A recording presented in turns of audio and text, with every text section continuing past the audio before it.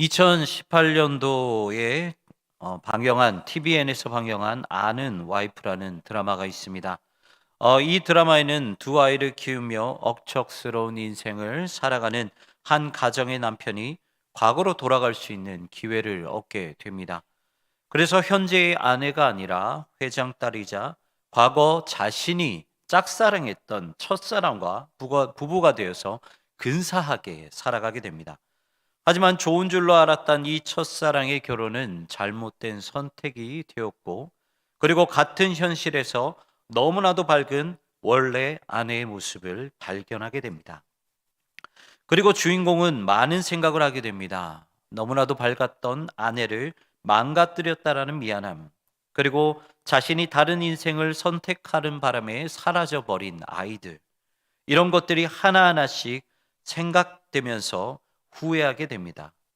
드라마의 결론을 말씀을 드리면, 주인공은 과거로 돌아갔지만 아내는 남자 주인공에게 끊임없이 대시를 합니다. 하지만 남자 주인공은 자신을 만나면 아내가 불안해질 것 같아서 계속해서 밀어내게 되죠. 하지만 사랑하는 아내를 향한 그 사랑이 어디 쉽게 변하겠습니까? 그래서 결국 현실은 바뀌었지만 다시 한번 아내와 사랑을 약속하는 장면으로 드라마는 마무리가 되게 됩니다. 이 드라마를 보면서 한 가지 생각이 들었습니다. 과거로 돌아가서 기회를 잡든, 그리고 자신이 아무리 막으려고 발버둥 치든 결국 사랑하는 사람을 향한 발걸음은 막을 수가 없구나. 결국 사랑은 어떠한 현실도 막지 못하는구나라는 생각을 하게 되었습니다. 우리 주님도 그러셨습니다. 주님께서 우리를 향한 발걸음은 단 한 번도 멈추신 적이 없으십니다. 비록 우리가 주님을 배신하고 주님의 뜻을 거스른다 한다 할지라도 단 한 번도 그 사랑을 멈추신 적이 없으셨습니다. 바라는 것은 이 시간을 통해 끝까지 변함없으신 주님의 사랑을 경험하시고 위로와 평강을 얻으시는 여러분 되시기를 주님의 이름으로 축원합니다. 오늘 본문은 베드로가 물 위를 걷는 그런 사건입니다. 하지만 더 정확하게 말씀을 드리면 베드로가 물 위를 걸어가는 사건이 아니라 예수님께서 베드로와 제자들에게 걸어오시는 사건이라 해야 되는 것이 맞습니다. 오병이어 사건 이후에 많은 무리들은 예수님을 왕으로 세우기 위해서 노력했습니다. 하지만 예수님은 그것을 거부하시며 제자들을 태워 건너가라고 재촉하시고, 예수님도 무리에서 벗어나 산 위로 올라가 기도하십니다. 그때는 해가 점점 저물러 가고 있었습니다. 그리고 본문은 그때를 언제라고 말을 하냐면 밤 사경이라고 말을 합니다. 당시 로마 군인들은 저녁 6시부터 다음날 6시까지 4번을 나누어서 사교대로 보초를 섰기 때문에 오늘 본문에서 말씀하시는 반사경이라는 그 시간은 새벽 3시부터 6시까지를 말합니다. 그리고 제자들이 육지에서 떨어진 거리는 오늘 본문의 병행 구절인 요한복음 6장 19절의 말씀을 보면 제자들은 이미 육지와 대략 5km에서 6km 정도 떨어진 상태, 다시 말해 육지로 다시 돌아올 수 없는 그러한 상태였다라는 것입니다. 그리고 그곳에서 제자들은 폭풍을 만나게 됩니다. 갈릴리 호수는 폭풍이 잦은 곳이었습니다. 크게 두 가지 이유가 있는데요. 그림을 보시면 하나는 갈릴리 호수와 호수 옆에 있는 이 바산골란이라는 고원 사이에 1200m 정도 되는 이 고도차 때문에 폭풍이 일어나고요. 그리고 또 한 가지 이유는 헐몬산에서 내려오는 그 차가운 바람과 갈릴리 호수의 더운 공기가 만나서 폭풍이 일어난다라고 합니다. 그리고 그 폭풍이 심할 때는 2m가 넘는 파도가 일어난다고 합니다. 이렇게 제자들은 어두운 밤 호수 한가운데서 2m가 넘는 파도와 폭풍 앞에 아무것도 하지 못한 채 벌벌 떨 수밖에 없었습니다.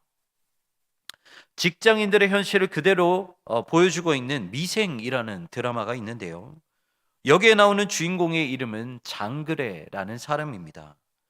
이 주인공은요, 그래라는 자신의 이름처럼 인생이 제대로 풀려본 적이 없었던 그러한 사람이었습니다. 대학 졸업장도 없고요, 스펙도 뛰어나지 않고요, 아무런 인맥도 없었습니다. 그래서 늘 무시당하며 계약직으로 회사를 다닐 수밖에 없었죠. 하지만 뭐든지 열심히 배우고 노력하려는 그의 성격 때문에 회사에 적응하게 되고, 그래서 처음과는 다르게 여러 직장 동료들에게 인정받는 사람으로 성장하게 됩니다. 하지만 주인공의 현실은 계약직이었습니다. 그래서 함께 입사한 정규직 동기들은 정해진 부서로 발령받아서 갔지만 주인공은 그러지 못했다라는 것이죠. 아무리 일을 잘하고 인정받고 칭찬받는다 할지라도 주인공은 부서로 발령받지 못했습니다. 왜 그렇습니까? 주인공은 계약직이고 그것이 현실이었기 때문입니다. 사랑하는 성도 여러분, 이것이 우리의 모습 아닙니까? 제자들은 예수님 옆에서 여러 가지 이적들을 경험했고 예수님 옆에서 다니면서 많은 칭송과 환호를 받았을 것입니다. 하지만 현실에서 제자들은 자신의 목숨이 왔다 갔다 하는 갈릴리 호수에서 아무것도 할 수 없는 무능력한 존재들이었다라는 것이죠. 우리도 마찬가지입니다. 내가 예수를 믿는다고 해서 우리의 현실은 단 한 번도 바뀐 적이 없습니다. 뭔가 좀 나아질 것이라고 생각했던 내 인생은 아무런 변화가 없고 늘 같은 현실을 살아야 하고 가지고 있는 문제 때문에 이리저리 치이면서 살아야 했다라는 것입니다. 이렇게 제자들이 아무것도 할 수 없을 때 예수님은 제자들에게 걸어오고 계셨습니다. 처음 제자들은 예수님을 정확하게 알아보지 못하고 유령이라고 생각했습니다. 하지만 예수님께서는 제자들에게 두려워하지 말고 안심하라 라고 말씀하셨습니다. 그때 베드로는 예수님인지 아닌지를 확인하기 위해 이렇게 묻습니다. 본문 28절의 말씀입니다. 베드로가 대답하여 이르되 주여 만일 주님이시거든 나를 명하여 물 위로 오라 하소서 하니. 여기서 우리가 눈여겨봐야 될 것이 있습니다. 그것은 이 타이밍에 예수님께 질문을 던진 사람이 왜 하필 베드로였냐라는 것입니다. 예수님인지 아닌지를 의심하는 상황을 보면 누가 봐도 도마가 질문해야 되는 것이 맞는 것 같은데 왜 하필 베드로였을까라는 것입니다. 여기에 대한 대답은 베드로의 모습을 보면 알 수 있습니다. 두 가지 정도로 말씀드릴 수 있는데요. 첫 번째는 교만한 베드로의 모습 때문입니다. 베드로는 누구보다 나서기를 좋아했던 사람입니다. 예수님이 제자들에게 당신은 누구냐라고 물었을 때 베드로는 무엇이라고 대답합니까? 주는 그리스도시요 살아계신 하나님의 아들이십니다 라고 가장 먼저 고백했던 사람이 베드로입니다. 그뿐만 아니라 예수님이 십자가의 고난을 예고하셨을 때도, 그리고 세족식을 하실 때도, 그리고 예수님이 잡히실 때도 누구보다 적극적으로 앞서서 나섰던 사람이 바로 베드로였다라는 것이죠. 이번에도 마찬가지였습니다. 폭풍이 그렇게 심하게 치는데도 불구하고 베드로는 누구보다 먼저 예수님을 확인하죠. 그리고 만약에 예수님이 맞다면, 만일 주님이시거든 자기로 하여금 물 위를 걷게 해달라고 예수님께 요청합니다. 여기서 베드로의 심리가 나옵니다. 베드로가 물 위로 걷는 것은 사실 겉으로 봤을 때는 예수님이 이적을 행하는 것이 아니라 베드로가 이적을 행하는 것처럼 보일 수도 있습니다. 본문 33절의 말씀을 보면 배에 있는 사람들이라고 표현을 하고 있는데요. 이 말씀을 알프레드 에스더하임이 쓴 메시아라는 책을 보면요, 배에 있는 사람들을 단순히 제자들이라고 말을 하지 않고 배에 탄 모든 사람들, 그러니까 제자들과 함께 있었던 모든 사람들이라고 말한다라고 기록을 하고 있습니다. 그래서 나서기를 좋아했던 베드로에게는 배에 탄 사람들 중에서 유일하게 두려움을 이긴 사람, 유일하게 물 위를 걸은 사람이라고 자랑할 수 있는 좋은 기회였다라는 것이죠. 하지만 베드로의 교만은 곧 이어 실패로 이어지게 됩니다. 오늘 본문 30절의 말씀입니다. 바람을 보고 무서워 빠져가는지라 소리질러 이르되 주여 나를 구원하소서 하니. 베드로는 점점 물에 빠져 들어가고 있었습니다. 자신의 교만으로 점점 주님과 멀어져 가고 있었다라는 것이죠. 만약 베드로가 아무 문제 없이 주님께로 갔다면 베드로는 자신의 능력으로 주님께 갔다라고 생각을 했을 것입니다. 하지만 베드로가 물 위를 걸을 수 있었던 것은 주님의 능력이지 베드로의 능력이 아니었다라는 거예요. 베드로는 아무것도 할 수 없는 그저 연약한 존재였을 뿐입니다. 여러분, 잠언의 말씀처럼 교만은 패망의 선봉입니다. 그리고 주님께로 가는 길을 막아버리는 것이 바로 교만입니다. 베드로가 주님께로 걸어가던 중에 빠진 이유도 바로 이 교만 때문이었습니다. 남들보다 자신이 드러나야 했기 때문에, 남들보다 자신이 먼저여야 했기 때문에 베드로는 자신도 연약한 사람이었음에도 불구하고 주님을 온전히 의지하지 못했다라는 것입니다. 두 번째는 베드로의 모습은 첫 번째와는 완전히 반대로 간절히 주님을 찾는 베드로였기 때문입니다. 사람은 죽을 위험에 처해지게 되면 누구든지 자신의 그 고통에서 건져내줄 사람을 생각하고 찾기 마련입니다. 아이들은 넘어지면 부모를 찾게 되고요. 가족이 아프면 도와줄 의사를 찾게 되고요. 그리고 사랑하는 사람이 영적으로 실족하면 목사님과 전도사님과 같은 영적 지도자를 찾게 됩니다. 이것은 너무나도 당연한 말이죠. 베드로도 마찬가지였습니다. 사실 베드로는 처음부터 예수님을 예수님이라 알지 못했고 유령이라 생각을 했습니다. 그래서 만약 당신이 예수님이 맞다면 이라고 말했던 것이죠. 그렇다면 베드로는 왜 이렇게 예수님을 찾았던 것일까요? 그것은 지금 같은 상황에서 유일하게 자신을 도와줄 수 있는 분은 예수님밖에 없었기 때문입니다. 그래서 지금 자기 앞에 있는 분이 무조건 예수님이어야만 했기 때문입니다. 베드로의 간절한 외침에 예수님은 물 위를 걸어오라고 말씀하십니다. 하지만 어떻게 되었습니까? 두려웠던 자신의 문제가 해결될 것 같았지만 결국 베드로는 물에 빠지게 됩니다. 사랑하는 성도 여러분, 이럴 때 우리는 많이 실족하지 않습니까? 내가 처한 상황에서 유일하게 도와주실 분은 예수님밖에 없어서 우리가 예수님께 기도하고 예수님께 구하며 간절히 구하는 것밖에 없었는데 주님의 뜻도 알지 못한 채 우리의 현실은 조금도 변함없이 그대로입니다. 그리고 이런 모습에 우리는 좌절하고 실족하게 된다라는 것입니다. 하지만 성도 여러분, 우리가 기억해야 하는 것이 무엇입니까? 지금은 비록 주님의 뜻을 모르고 내 문제가 해결되지 않는다 하더라도 주님은 나를 끝까지 포기하지 않으신다라는 것입니다. 제가 너무 좋아하는 찬양 중에 이제 역전되리라라는 찬양이 있는데요. 이 찬양 중에 이러한 고백이 있습니다. 저들의 힘이 너를 압도해도, 저들의 힘이 내 숨을 조여도 너는 보리라 기도의 능력을 이제 내가 역전시키리라. 사단은 주님의 응답이 더딘 것을 노리면서 우리를 유혹합니다. 우리를 시험합니다. 주님은 응답하지 않으실 거라고, 손을 잡아주지 않으실 거라고, 우리의 문제를 해결해 주지 못한 무능력한 분이라고 우리를 끊임없이 유혹하고 끊임없이 시험하십니다. 하지만 사랑하는 성도 여러분, 찬양의 가사처럼 끝까지 포기하지 마시고 끝까지 기도하시는 여러분들 되시기를 축복합니다.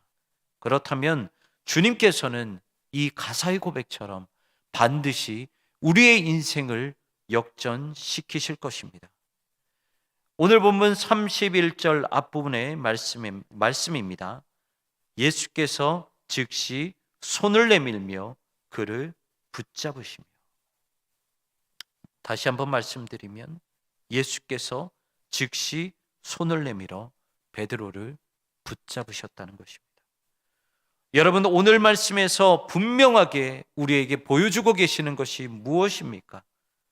베드로가 주님께 손을 내밀었을 때 말씀처럼 주님께서도 즉시 손을 내미셨다라는 것입니다. 우리가 손을 내밀었다 해가지고 주님께서 그냥 가만히 계신 것이 아니라 우리가 주님께 손을 내밀었을 때 주님께서도 우리의 손을 바라보시고 당장 그 손길을 내미셨다라는 것입니다. 왜 그렇습니까? 그 이유는 단 한 가지밖에 없습니다. 주님께서 우리를 너무나도 사랑하시기 때문에, 우리는 주님께서 너무나도 사랑하시는 주님의 백성이기 때문에, 주님의 자녀이기 때문에 우리에게 즉시 손을 내밀어 붙잡으신다라는 것입니다. 여러분들도 아마 한 번쯤은 보셨으리라 생각을 합니다. 2012년에 개봉한 영화 중에 광해라는 영화가 있습니다.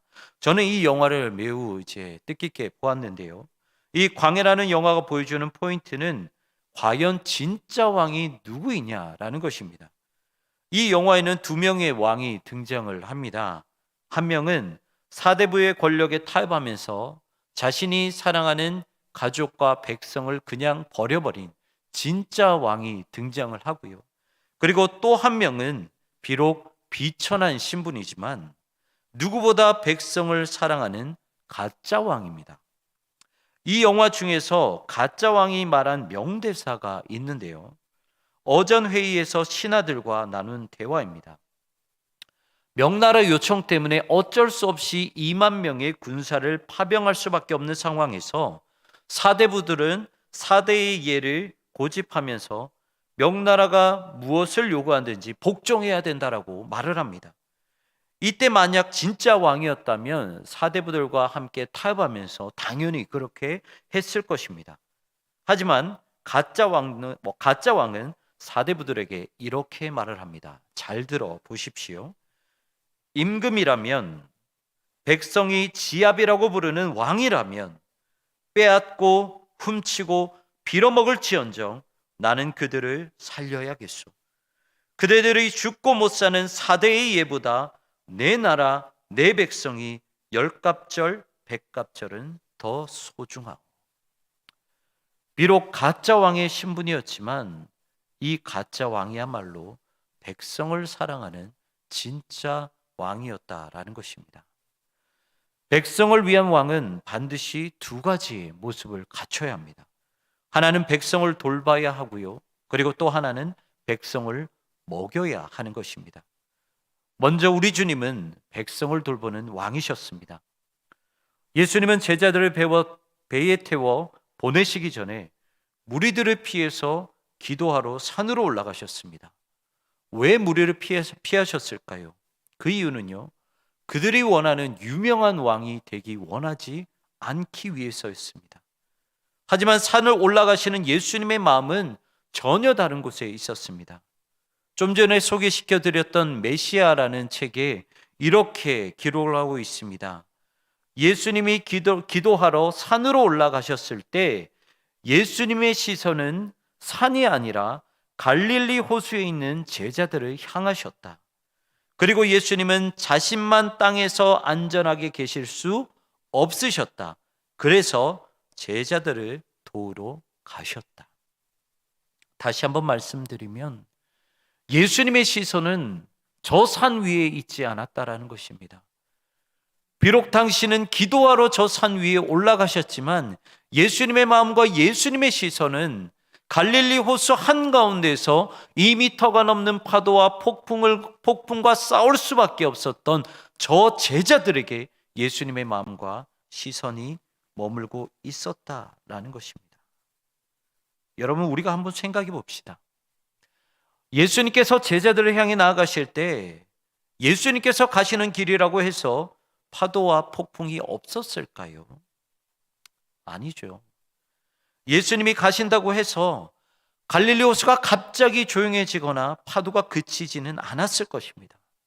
하지만 예수님께서 그 제자들을 향해서 걸어가실 때 예수님 앞에 있는 그 모든 것들은 아무런 문제가 되지 않았다라는 것입니다. 왜 그렇습니까?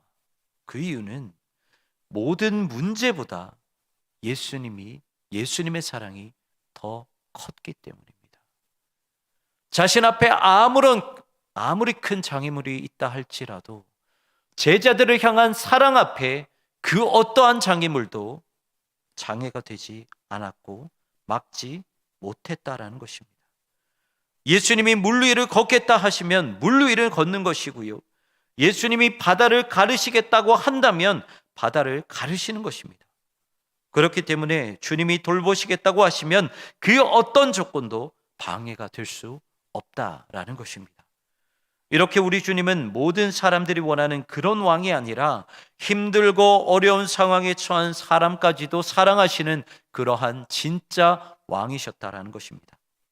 그리고 예수님은 백성들을 먹이시는 왕이셨습니다. 오늘 본문에는요, 예수님이 제자들을 먹이는 장면은 사실 없습니다. 하지만 본문 바로 전의 그 말씀을 보시면 예수님은 오병이어 기적으로 예수님께 모인 모든 사람들을 배불리 먹이시는 그러한 장면이 나옵니다. 북이스라엘 역사 중에서 가장 부강했던 나라를 이끈 사람이 바로 여로보암 2세였는데요.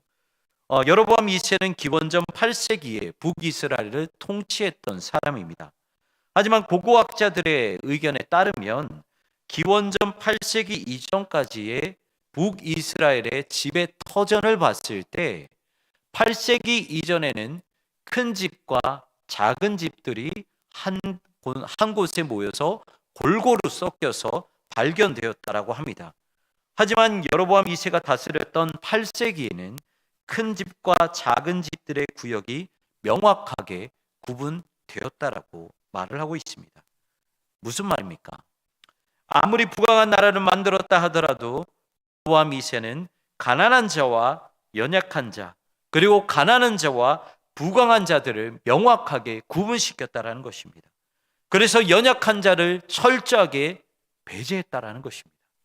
하지만 예수님은 단 한 사람도 놓치지 않으셨습니다. 작은 자나 큰 자나 약한 자나 강한 자나 모두 다 품에 안으시고 모두 다 먹이셨다라는 것입니다. 신재웅 목사님의 페이지 처치라는 그 책을 보시면 양손잡이 하나님이라는 제목의 글을 볼 수 있는데요. 이 글은 항상 우리 옆에 계시는 주님을 고백하고 있습니다. 이 내용을 잠깐 읽어드리면, 요나는 다시스로 가는 배를 탔다. 그 뒤를 폭풍이 맹렬하게 쫓고 있었다. 그런데 그 폭풍을 빠르게 뒤쫓는 무엇인가가 있었다. 그것은 바다에 빠질 요나를 위해 하나님이 보내신 큰 물고기였다. 그리고 한 가지 더 이야기를 하고 있습니다. 아들 이삭을 바치기 위해 모리아 산에 오르고 있는 아브라함. 하지만 무언가 아무도 모르게 그들과 함께 산을 오르는 것이 있었다. 그것은 이삭을 대신해 제물이 될 순양이었다. 그리고 이렇게 마무리를 하고 있습니다. 하나님은 한 손으로는 연단을 던지시지만 다른 한 손으로는 그것을 이길 은혜를 주신다. 그래서 하나님은 양손잡이 하나님이시다 라는 말을 하고 있습니다. 오늘 본문 32절의 말씀을 보시면요, 예수님과 함께 배에 오르자 폭풍은 언제 그랬냐는 듯이 잠잠해졌습니다. 그리고 예수님과 함께 하였을 때 배는 안전하게 그들의 목적지인 게네사렛 땅에 도착할 수 있었습니다. 사랑하는 성도 여러분, 우리는 항상 정직하게 살 수 없습니다. 우리가 그리스도인이라고 해서 항상 예수님 앞에 완벽하게 살 수 없습니다. 나도 모르게 교만하게 살 때도 있고요, 나도 모르게 실족하며 힘들어하며 살아갈 때도 있습니다. 그리고 하나님께 즉각적으로 응답을 받을 수도 있고 응답이 계속해서 지연될 수도 있습니다. 하지만 절대로 포기하지 마시길 바랍니다. 베드로처럼 우리가 교만했다면 회개하시길 바라고요, 우리가 실족하여 허우적대고 있다면 즉시 주님께 손을 내미십시오. 그렇다면 내가 왜 이러한 고난을 겪고 있는지 이유를 모른다 하더라도 주님은 반드시 우리에게 손을 내밀어 주실 것입니다. 그리고 손을 내밀어 우리의 손, 우리가 간절히 내민 손을 붙잡아 주실 것입니다. 어떤 장애물이 주님 앞에 있다 하더라도 우리가 기억해야 될 것은 주님은 우리를 사랑하시기 때문에 주님 앞에 어떤 장애물이 있다 하더라도 그것은 아무런 문제가 되지 않는다라는 것입니다. 그리고 마침내 제자들과 함께 게네사렛 땅에 도착하신 것처럼 우리도 주님 때문에 목적지까지, 저 하나님 나라까지 안전하게 가게 될 것입니다. 사랑하는 성도 여러분, 주님은 우리의 진짜 왕이십니다. 그리고 단 한순간도 우리를 시선에서 떼지 않으셨습니다. 그리고 주님은 지금도 우리에게 이렇게 말씀하고 계십니다. 내가 너를 지키겠노라. 내가 너의 손을 붙잡겠노라. 항상 우리에게 이렇게 말씀하고 계십니다. 그 주님의 말씀을 듣고 오직 주님만 붙잡으시는 여러분 되시기를 주님의 이름으로 축원합니다. 함께 기도하시겠습니다. 사랑과 은혜가 풍성하신 주님, 우리는 교만할 때도 있고 간절히 주님을 불러봤지만 아무 이유 모른 채 실족할 때도 있습니다. 이것이 우리의 연약한 모습 때문임을 고백합니다. 하지만 우리에게서 절대로 시선을 떼지 않으시는 주님, 현실의 고난에 부딪혀 힘들고 어려울 때마다 주님만은 놓치지 않도록 주님 은혜를 베풀어 주시옵소서. 물속에 빠져 들어가고 있어도 끝까지 주님을 불렀던 베드로처럼 주님을 붙잡게 하여 주시옵소서. 그래서 모든 장애물을 뚫고 오신 주님 손 붙잡고 주님께서 바라시는 그 목적지로 주님과 동행할 수 있도록 주님 은혜를 베풀어 주시옵소서. 예수 그리스도의 이름으로 기도하옵나이다. 아멘. 이제 다 같이 일어나셔서 결단의 찬양으로 주님 앞에 나가도록 하겠습니다.